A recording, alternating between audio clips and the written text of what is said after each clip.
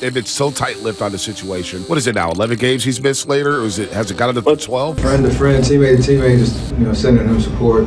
Tough situation in terms of him being away for so long, but necessary. Life is bigger than basketball, and whatever him and his family going through, that's all that matters. And whenever he's ready to come back, I'm sure he will. And when I ask timetable, I'm not saying, hey, when's Andrew Wiggins playing again? It's like, when is Andrew Wiggins maybe going to be back in the facility? My assumption is he hasn't touched the basketball court for 3.5 weeks. Does that remain the expectation that he'll be back? I think that's the hope.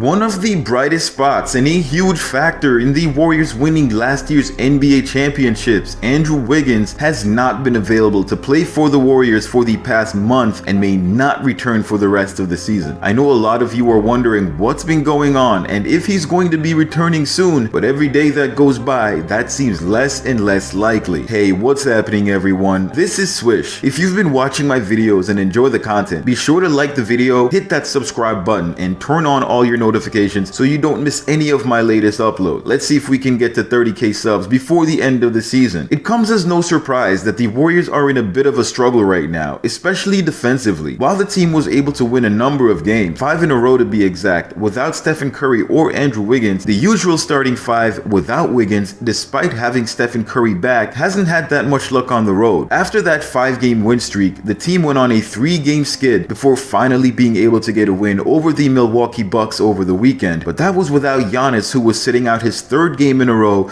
due to a hand injury. If you know the Bucks, you know they are not that team without Giannis. Right now, the Warriors are looking like they're not that team either. Their winning patterns don't make any sense, and neither do their losing patterns for that matter. They blew out the fully loaded Clippers while Curry and Wiggins were out, but then got spanked by the Lakers with Steph Curry returning. Now, the Beat 95.7 FM came out with a controversial claim, which although it might sound ridiculous, has some merit to it. They believe that there is a bit of a rift between the core veterans and the younger players. If you're a real fan of the team, you won't be so quick to dismiss the claims, because what we have seen so far this year most definitely seems to go along with this take. So today's video is gonna cover that, as well as provide the latest update on Andrew Wiggins. So without further delay, let's get to it.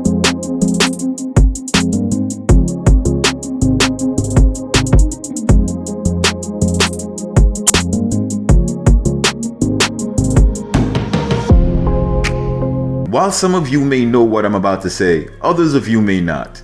Do you remember the COVID debacle that went on when Kyrie Irving made headlines for not wanting to get the vaccine? Well, at the same time, our very own Andrew Wiggins had put up some resistance to getting vaccinated as well. It took some time and convincing, but he eventually got the shot, and the Warriors ended up needing him to win the championship. Following that, however, Wiggins was interviewed and he expressed that while he was happy being with the Warriors as an organization, he did not feel like it was his choice to get vaccinated. He felt that he was forced by the NBA and Golden State to get vaccinated, and he regrets getting it. Now, I'm not saying that this is why Wiggins has not been available, but let's piece things together here so you guys can have a clear idea of what's going on. Stick with me over the next few minutes and then feel free to draw your own conclusions. Wiggins was one of the most reliable players for the team since his trade from the Minnesota Timberwolves. He was considered a bust, but shortly after was named a starter on the All-Star team. I think the turnaround from what people were calling a bust to being such a big contributor on a winning Warriors team really put Wiggins in the limelight as one of the best players on the best team in the league. His hype grew astronomically to where he had so much support, people were calling for fan voting to be banned when it came to All-Star selections. He got so much hate from other fan bases for being named a starter, they never gave him the ratings he truly deserved as a player. As far as they were concerned, he was still a bust. Fast forward, and Wiggins was able to win a championship with Golden State as a major factor for shutting down the likes of Luka Doncic in the Western Conference Finals and Jason Tatum in the NBA Finals. This was a pretty big deal, and there's no way the Warriors win the championship without Wiggins' performance on that end of the floor. Coupled with how good he was with grabbing rebounds, crashing the offensive boards, he was the ultimate two-way wing that the Warriors needed. As if that wasn't enough hype and build-up for Wiggins, he then secured a multi-year contract worth $114 million with the team that set him up for the next 4 years. Talk about climbing to the top of the mountain. Wiggins had big goals for 2023, but from the start of the season, something just wasn't right. While his box scores looked similar to last year's, averaging 17 points and 5 rebounds, the Warriors overall on defense just were not the same team. While the Dubs were winning home games, they couldn't manage to get a win on the road, and where we stand right now, that is still a problem. When it came to the execution of the defense, it most definitely wasn't living up to last year's performance expectations. That led to a lot of losses on the road. Wiggins, who had been one of the team's best defenders, along with Draymond, were most definitely feeling the pressure of the new reality of the team. So what changed? If you guys have been following this channel, you know I've shown you how close Wiggins was with Jordan Poole. These guys were always celebrating together and had huge support for each other with everything they've been through. No doubt the two hung out more together than they did with anyone else on the team. On the other hand, when it came to the on-court performances, Wiggins had to be in lockstep with Draymond. Both had to be on the same rhythm for the team to do well defensively. You should already know where I'm going with this by now. What ties these two situations together, or better yet, what has separated the two? It's as simple as this. The biggest story out of the Warriors facility over the summer, where Draymond launched a physical attack on Jordan Poole over words that were said. Andrew Wiggins' friend was brutally attacked during practice, and what did his beloved team do to resolve the issue? Absolutely nothing. Draymond stepped away from the team for a short period of time, but he has so much clout with this team, he faced no real repercussions over the incident. That same team that forced Wiggins to get vaccinated, despite it going against his beliefs, didn't help his boy out when he was attacked. Look at Wiggins. Does this guy look like he supports any sort of violent culture? Wiggins goes left and puts it away. Kick. Wiggins still looking for his first field goal. Takeoff. Do not get in his way. Wow. Oh my goodness. I've got to see this again. Goes by Bullock. Oh!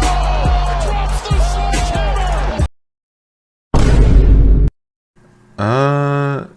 Anyway, he most definitely does not see eye to eye with a guy like Draymond Green. Incredible comeback and make it completed. Draymond Green has been red hot. It's one thing to be loud and obnoxious and trying to throw your opponent off, but to physically assault your teammate and then it just gets ignored, that's not going to sit right with a guy like Wiggins. He's already unhappy with the vaccine situation, and now this. Now pivoting back to the season, Wiggins was out for about a month in December, then came back in January of this year. He had a few games and you can tell he wasn't playing with the same intensity, almost like he just wasn't feeling it. Almost like he lost the joy he played with last year. Almost like he's in the same position he was in during his last year with the Timberwolves.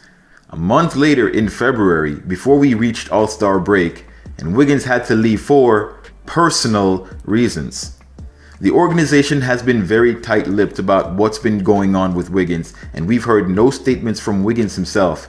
But based on the way Steve Kerr dances around the questions during the post-game press interviews, you get a few clues depending on how you interpret it. Here's what Steve Kerr had to say when asked if Wiggins will be back this season. The expectation still was that Andrew would return at some point this season.